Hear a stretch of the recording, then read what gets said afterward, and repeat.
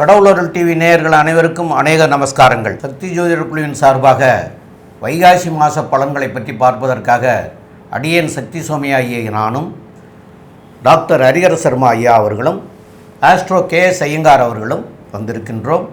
இப்போ இந்த வைகாசி மாத பலன்கள் 14/5/2024 முதல் 14/6/2024 வரைக்கும் வைகாசி மாதம்.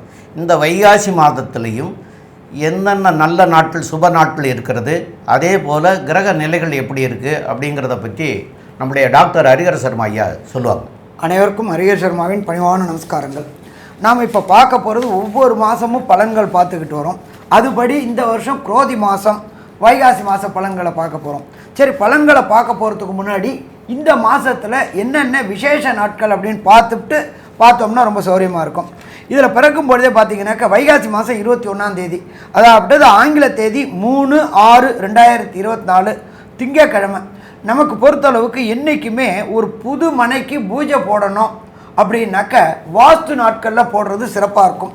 வாஸ்து நித்திரை விடுற நாட்கள் அப்படின்றத பொறுத்தளவு பார்த்தா வருஷத்துக்கு 8 நாட்கள் வரும். நம்மளோட அதிர்ஷ்டமோ என்னமோ இப்போ இந்த வைகாசி மாதத்துலேயே இந்த வாஸ்து நித்திரை விடுற நாள் வருது. அப்போ இதுவரையிலும் மனம் வாங்கி வச்சுட்டு பூஜை போடுறதுக்கு காத்துக்கிட்டு இருந்தவங்க அத்தனை பேருக்கும் இந்த 3/6/2024 அன்னைக்கு வாஸ்து நேரம் அப்படின்றது காலையில் 9:05 10:35 வரலும் இருக்குது. அதுலேயும் ஆஸ்பீசியஸ், அதாவது மிக பரம பவித்திரமான நேரம் அப்படின்றது 9:59 10:35 வரணும்.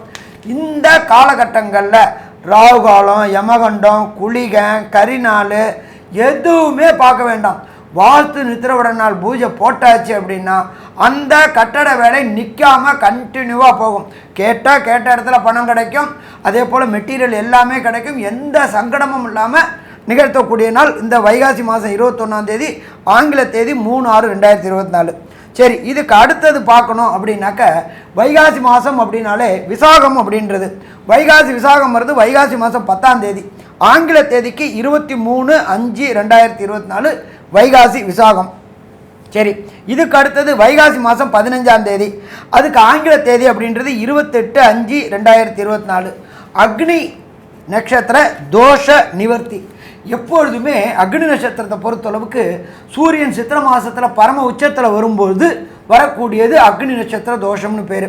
அக்னி நட்சத்திரன்றது மே 4 மே 21 வரையிலும் அக்னி நட்சத்திரம் இருக்குது. அதில் முன்கத்திரி பின்கத்திரி எப்படிம்பாங்க.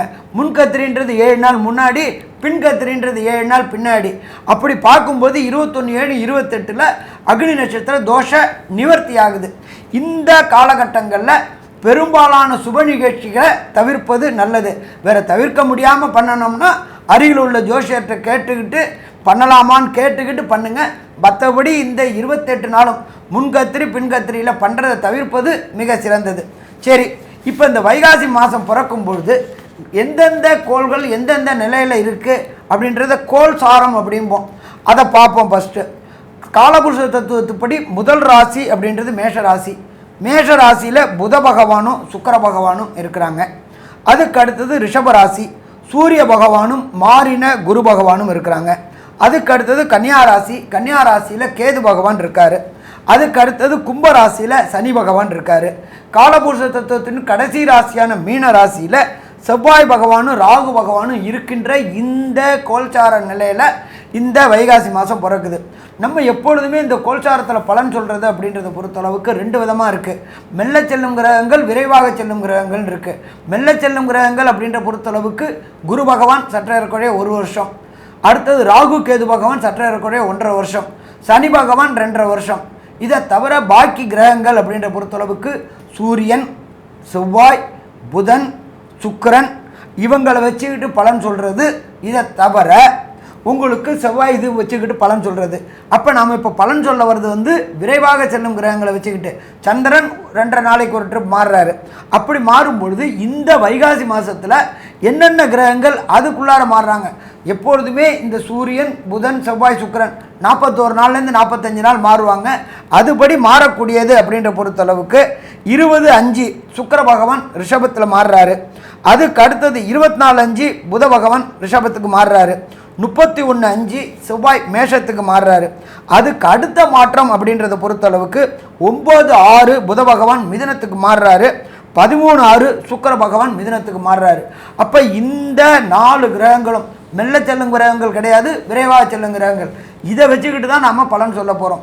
அதுபடி இப்போ பலனை பொறுத்தளவுக்கு மேஷத்திலிருந்து மீனத்துக்கு வரையிலும் ஒவ்வொரு ராசிக்கும் என்னென்ன பலன்கள் உண்டு அப்படின்றத விரிவாகவும் விளக்கமாகவும் பார்ப்போமா? சிம்மராசி நேயர்கள், இப்போ சிம்மராசி நேயர்கள் அப்படின்னு சொல்லக்கூடியவங்க வந்து பூர நட்சத்திரம் 1, 2, 3 பாதம், மக நட்சத்திரம் 1, 2, 3, 4 பாதம், உத்திர நட்சத்திரத்தில் 1 பாதம் ஆக இந்த 9 பாதம் கொண்டவர்கள் வந்து சிம்மராசிக்காரர்கள்.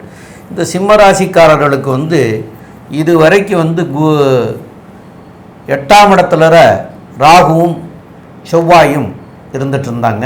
இப்போ வந்து செவ்வாய் வந்து இந்த மாதத்தில் வந்து சித்திரை மாதம் 18ஆம் தேதி, அதாவது 31/5 வந்து அவர் வந்து மேஷத்துக்கே போய்ட்டார். அப்போது மேஷத்துக்கே போகிறாருங்கிறது வந்து சிறப்பு. அதேமாரி அதாவது சிம்ம ராசிக்கு 9ஆம் இடத்து அதிபதி 9ஆம் இடத்துக்கே வந்துடுறார். அதேமாரி 10ஆம் இடத்து அதிபதின்னு சொல்லக்கூடிய ஒரு சுக்கிரனும் வந்து அவரும் வந்து வைகாசி மாதம் 7ஆம் தேதிங்கிறது 20/5/2024 அன்னைக்கு அவரும் மாறிடுறார்.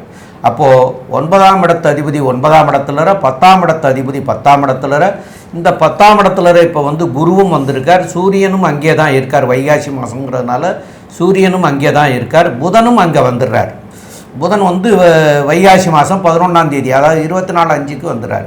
அப்போது இந்த சிம்மராசிக்காரர்களுக்கு 9 குடையவன் 9லையும் 10 குடையவன் 10லையும் மாச கிரகங்களாகிய புதன், சுக்கிரன், சூரியன் இந்த 3 பேருமே வந்து 10ஆம் இடத்துக்கு வந்துடுறாங்க. அப்போ சுக்கிரன் ஆட்சி பெற்று 10ஆம் இடத்துல இருக்கார், குருவும் வந்திருக்கார். இப்போது இவ்வளவு இந்த சிறப்பான காலமாக இந்த காலத்தை எடுத்துக்கலாம். இந்த வைகாசி மாதத்தை, அதாவது 9 10 குடையவர்கள் 9 குடையவர் 9ல் 10 குடையவர் 10ல் இருந்தால் தர்ம கர்மாதிபதி யோகம்னு சொல்லக்கூடியது. அது போக மாச கிரகங்கள் வச்சு தான் நாங்கள் பலனை இந்த வைகாசி மாத பலனை சொல்கிறோம். எல்லா கிரகங்களும் 10ஆம் இடத்துல இருக்குது. அப்போ 10ஆம் இடத்துல இருக்கிற போது இதில் 6 குடையவன், அதாவது உங்களுக்கு 6 குடைய சனி பகவான் 7ஆம் இடத்துல இருக்கார்.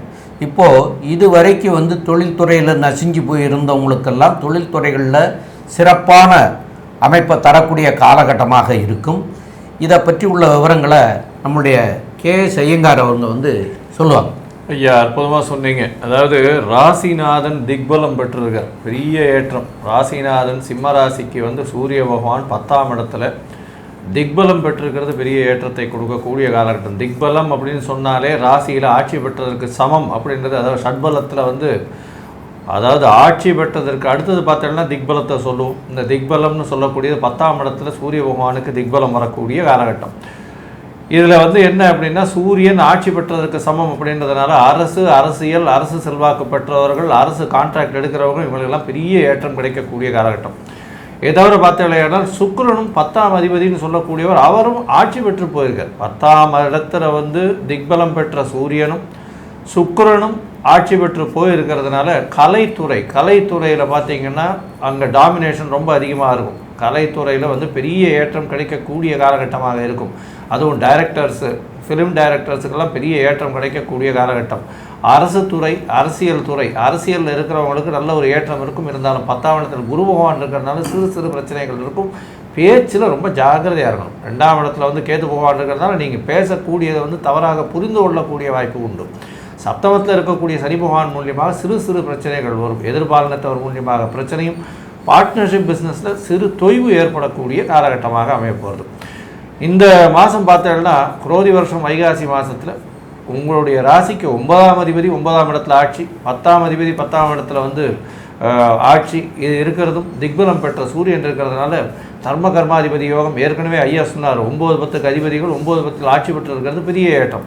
இதன் மூலியமாக பொது காரியத்துக்கு பொது தொண்டு ஆற்றக்கூடிய வாய்ப்புகள் உங்களுக்கு அதிகமாக உண்டு. உங்களுக்கு புதிய பதவி புகழ் அந்தஸ்து கௌரவம்லாம் வரக்கூடிய வாய்ப்பு நிச்சயமாக உண்டு. ஏன்னா உங்களுடைய ராசிக்கு 5ஆம் அதிபதியே 10ஆம் இடத்துல போய் உட்காந்துருக்கார். பெரிய ஏற்றம் கிடைக்கக்கூடிய காலகட்டம். 10ஆம் இடத்துல சூரிய பகவான் இருக்கிறது, 5ஆம் அதிபதி போய் அவர் 10ஆம் இடத்துல இருக்கிறதுனால புதிய பதவி புகழ் அந்தஸ்து கௌரவம்லாம் நிச்சயமாக வந்தே சேரும். அரங்காவலர், கோவில் ஹெச்ஆர்என்சி அந்த மாதிரியான பொசிஷனில் வந்து கோவில்கள்லாம் வந்து ஒரு அரங்காவலர் இந்த மாதிரியான பொசிஷன்ஸ் வரக்கூடிய காலகட்டமாக இந்த மாதம் உங்களுக்கு அமைய போகிறது. இந்த மாதத்தில் பார்த்தீங்கன்னா உங்களுடைய ராசிக்கு 8ஆம் இடத்துல ராகு பகவான் இருக்கிறது தனித்த ராகுவாக இருக்கார். அதனால் மறைந்த இடத்துலேருந்து திடீர் பணம் வரக்கூடிய வாய்ப்பு உண்டு. வெளிநாட்டிலிருந்து நல்ல ஒரு ஏற்றமான ஒரு விஷயம் வரும். வெளிநாட்டின் மூலியமாக பணம் வரக்கூடிய வாய்ப்புகள் உண்டு. மறைந்த இடத்திலிருந்து திடீர் பொருள் வரக்கூடிய வாய்ப்புகள் நிச்சயமாக உண்டு. இந்த சிம்மராசிக்காரர்களுக்கு பார்த்தீங்கன்னா 11ஆம் அதிபதி 10ஆம் இடத்துல இருக்கிறதும் 2ஆம் அதிபதி 10ஆம் இடத்துல இருக்கிறதன் மூலியமாக நல்ல ஒரு ஏற்றம் கிடைக்கும். தொழிலில் அபரிமிதமான ஏற்றம் இருக்கும். அதுவும் பார்த்தோன்னா புதிய வேலை கிடைக்கக்கூடிய பாக்கியம் நிச்சயமாக உண்டு. இந்த சிம்மராசிக்காரர் குழந்தைகளுக்கெல்லாம் படிக்கக்கூடிய குழந்தைகள், போட்டித் தேர்வு எழுதக்கூடிய குழந்தைகள், இவாளுக்கெல்லாம் எப்படி இருக்கும்? அதை தவிர அவருடைய தகப்பனின் உடல்நிலை எப்படி இருக்கும், தாய் தகப்பனின் உடல்நிலை எப்படி இருக்கும், இவர்களுடைய உடல்நிலை எப்படி இருக்கும் அப்படின்றத பற்றி ஐயா பகவதி ஹரிஹரன் ஐயா கிட்ட கேட்போம். ஐயா நல்ல விரிவாகவும் விளக்கமாகவும் சொன்னீங்க. சிம்மம் அப்படின்னாலே சூரியன், சூரியன்னாலே ஆத்மகாரகன். ஆத்மகாரகன் 10ஆம் இடத்துல சூப்பராக உட்காந்துருக்கார். அவர் கூட குரு பகவானும் உட்காந்துருக்கார். மடாதிபதிகள், கோயிலை நிர்வாகம் பண்ணக்கூடியவங்க அத்தனை பேருக்கும் அரசு மூலியமாக மரியாதைகள் கிடைக்கக்கூடிய வாய்ப்புகள் உண்டு. எப்பொழுதுமே நமக்கு பொறுத்தளவுக்கு சராசரி மனிதனுக்கு பொறுத்தளவுக்கு என்ன ஆசை இருக்கும்? பொன்னாசை பெண்ணாசை இருக்கும். பட் மடாதிபதிகளை பொறுத்தளவுக்கு அவர்களுடைய சொல் அரங்கேறக்கூடிய வாய்ப்புகள், நம்ம சொல்கிறத கேட்டு அரசாங்கம் நடக்கக்கூடிய வாய்ப்புகள் உண்டாகும் மடாதிபதிகளுக்கு. அடுத்தது 2, இந்த சிம்மராசிக்கார குழந்தைகளுக்கு இத்தனை நாளாக திருமணம் தடையும் தாமதமுமாகவே இருந்துகிட்டு இருந்தது. ஏன்னா குடும்பஸ்தானத்தில் கேது பகவான் உட்காந்து ஒன்று தடை பண்ணிகிட்டே இருந்தார். அந்த தடை பண்ணிட்டு இருந்த குரு பகவான் கேது பகவானை குரு பகவான் 5ஆம் பார்வையாக பார்க்குறார். அப்போ திருமண தடையும் தாமதமும் விலகும். எப்போ குரு பகவான் மாறுறாரு? 1/5/2024. அப்போ உங்களுக்கு வீட்டில் கெட்டி மேளம் கொட்டக்கூடிய வாய்ப்புகள் உண்டாயிடுச்சா? கண்டிப்பாக உண்டாயிடுச்சு. இதை தவிர இந்த நம்மளோட ஜோதிட சாஸ்திரத்தில் என்ன சொல்லுவோம் அப்படின்னாக்க, ஓடிப்போனவனுக்கு 9ல் குரு, அகப்பட்டவனுக்கு அஷ்டமத்தில் சனி அப்படிம்பாங்க. இப்போ ஓடிப்போனவனுக்கு 9ல் குரு 10க்கு வந்துட்டார். 10ல் குரு வரும்போது நம்ம என்ன சொல்லுவோம்? எல்லாருமே 10ல் குரு வரும்போது பதவியும் பறிபோகும் அப்படிம்பாங்க. ஆனால் அது நடக்காது. ஏன்னா ஆத்மகாரகனான சூரியனும் ராசி அதிபதியான சூரியனும் குரு கூட சேர்ந்து சிவயோகமாக மாறுறாங்க. அப்போ உத்தியோகத்தில் ஒரு நிலையான தன்மை கிடைக்கும். அதை தவிர அரசு கான்ட்ராக்ட், அதாகப்பட்டது ரோடு கான்ட்ராக்டு, மைன் கான்ட்ராக்டு, இதை மாதிரி எடுக்கணும்னு நினைக்கிற சிம்ம ராசியை சேர்ந்தவங்களுக்கு கான்ட்ராக்ட் கிடைக்கக்கூடிய வாய்ப்புகள் உண்டு. அதன் மூலியமாக பொருளாதாரம் சீரும் சிறப்புமாக இருக்கக்கூடிய வாய்ப்புகளும் உண்டு. இதை தவிர பிரகஸ்பதியான குரு பகவான் 10ஆம் இடத்துல இருந்து ராசிக்கு 6ஆம் இடமான மகரத்தை பார்க்குறார்.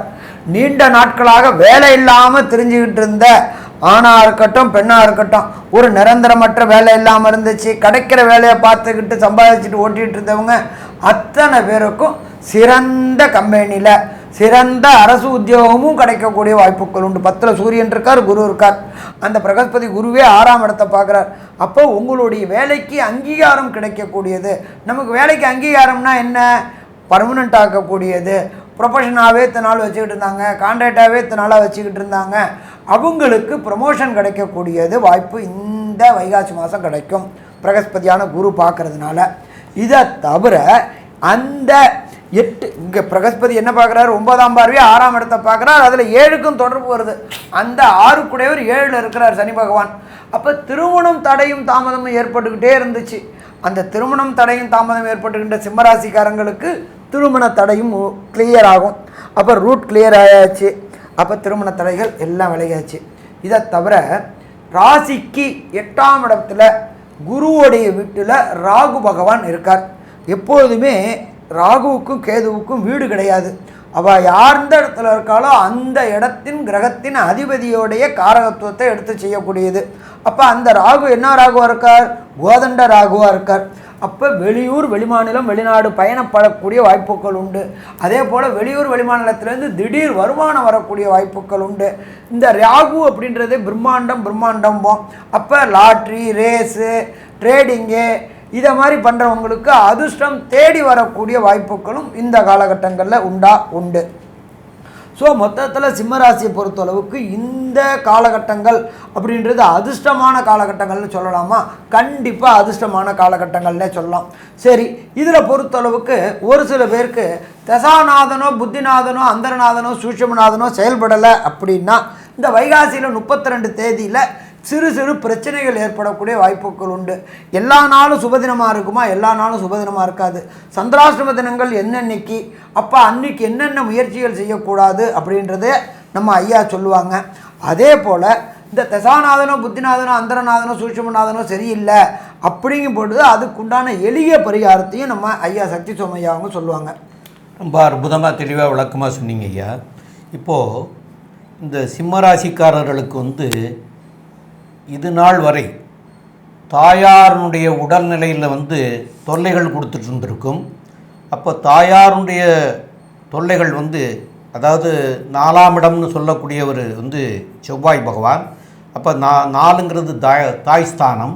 அப்போ தாய் ஸ்தானத்துக்குரியவர் செவ்வாய் கடந்த மாதம்லாம் பார்த்திங்கன்னா அவர் சனியோடு சேர்ந்து இருந்தார். அப்போ சனியோடு சேர்ந்து இருந்த காரணத்தினால தொல்லைகள் தாய்க்கு மிக மிக அதிகமான தொல்லைகளை எல்லாம் கொடுத்துட்டு இருந்தார். இப்போ செவ்வாயும் அங்கேருந்து மாறி அவர் மீனத்தில் இருக்கார். இப்போ இந்த வைகாசி மாதத்தில் அவர் மீனத்துக்கு வந்துட்டார். இந்த வைகாசி மாதத்துலேயும் கூட அவர் இனிமே வரக்கூடிய 31/5 அன்னைக்கு மேஷத்துக்கே வந்துடுறார். அப்போது தாய் ஸ்தானாதிபதியாகியவர் செவ்வாய் மீனத்தில் இருந்து இந்த வீட்டை பார்க்க முடியாது. இந்த 31/5க்கு மேஷத்துக்கு வந்ததுக்கப்புறம் அவருக்கு 8ஆம் பார்வை இருக்கிறது. அப்போது தாய் ஸ்தானத்தை தாய் ஸ்தானாதிபதியான கிரகமே பார்க்கிற போது தாயினுடைய உடல்நிலைகள் சரியாக வர்றதுக்கு உண்டான வாய்ப்புகள் மிக மிக அதிகம். அதே போல் இது 31/5 அன்னைக்கு ஒரு செவ்வாய் மாறுறாரு. 31/5 தான். 1/5லேயே குரு மாறியிருக்கார். அப்போ குரு மாறினவர் 7ஆம் பார்வையில் இந்த தாய் ஸ்தானத்தை பார்க்கிறார். அப்போது இந்த காலகட்டத்தில் இதுவரைக்கும் தாயினுடைய உடல்நிலையில் தொல்லை கொடுத்துட்டு இருந்தது. இப்போ அந்த தாயினுடைய உடல்நிலை சௌரியமாகிறதுக்கு உண்டான சூழ்நிலைகள்லாம் ஏற்படுறதுக்கு உண்டான வாய்ப்புகள் உண்டு. மேலும் இப்போ சந்திராஷ்டம தினங்கள் அப்படின்னு சொல்லக்கூடியது இந்த சிம்ம ராசிக்காரர்களுக்கு 1/6/2024 சனிக்கிழமையும் 2/6/2024 ஞாயிற்றுக்கிழமை இந்த 2 நாட்களும் சந்திராஷ்டம தினங்கள் வருது. இந்த சந்திராஷ்டம தினங்களில் தவிர்க்க வேண்டியது அப்படின்னு சொல்லக்கூடியது என்னென்னு கேட்டிங்கன்னா, சுப நிகழ்ச்சிகள் எதுவும் செய்யாமல் இருப்பது நல்லது. வெளியூர் வெளிநாடு பயணங்கள் செய்யாமல் இருக்கிறது சால சிறந்ததாக இருக்கும். ஆக இந்த 2 நாட்களும் யாரோடையும் பேசும்போது கவனமாக நம்ம இதை பற்றி கேட்கலாமா, இதை பற்றி பேசலாமா, இந்த வார்த்தையை சொல்லி பேசலாமா அப்படிங்கிறத ரொம்ப சிந்தனை செய்துட்டு பேசுகிறது நல்லது. இல்லைன்னா நீங்கள் பேசுகிற வார்த்தைகளை எதிரி தவறாக எடுத்துக்கிட்டு அது வம்பு வழக்குகள் வரைக்கும் போகக்கூடிய வாய்ப்புகள் வந்துடும்.